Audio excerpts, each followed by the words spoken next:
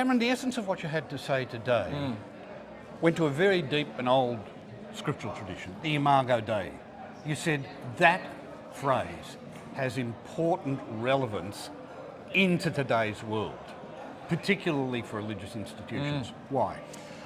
I almost think it's the most important phrase, and it's the most important phrase because fundamentally and theologically, it demonstrates that all people are of equal worth. It's one thing to say people have rights or have equal worth. This is the theological foundation.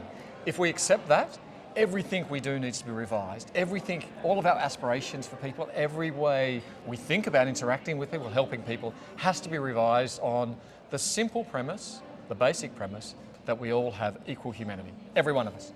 That cannot be distinguished. There are two ways in which that affects faith communities, it seems to me.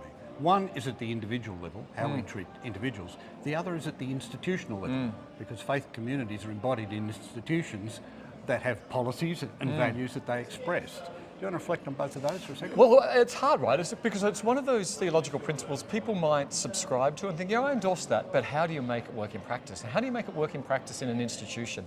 And I think as a faith-based organisation, the Salvation Army should always go back to Scripture. It should always go back to theology to ground what it does. And I think, irrespective of what the practice challenge, what the policy challenge, do we exclude this person, how do we engage with this behaviour or this identity, if we come back to this person has equal worth and equal humanity, and it's our responsibility to ensure our structures reflect that, that is how we can proceed. It's always a question of what we need to do to ensure that our institution, our Salvation Army, enables the realisation of that equal humanity. It's not pushing it back on them. It's about what can we do as a Salvation Army to ensure that we're responsive to reflect that equal worth.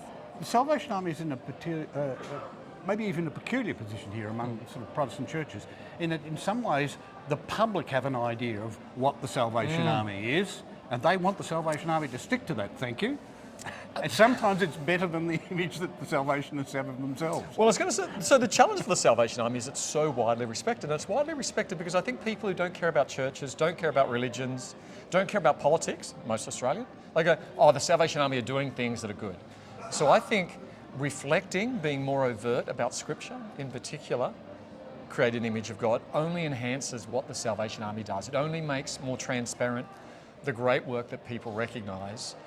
It makes it more widely understood. And I think when we're more explicit about what motivates us, what drives us, that is only a great way to engage the community. I think communities can become sceptical or concerned or distrustful when they don't actually understand what the ethics, what the theology, what the religion is about. So I think being explicit about it, even if that's going to cause some grazes along the way, is in the long term in the interest of the Salvation Army, because it is at the core of what many people in the Salvation Army, many corps officers, many volunteers, many paid staff are practicing from.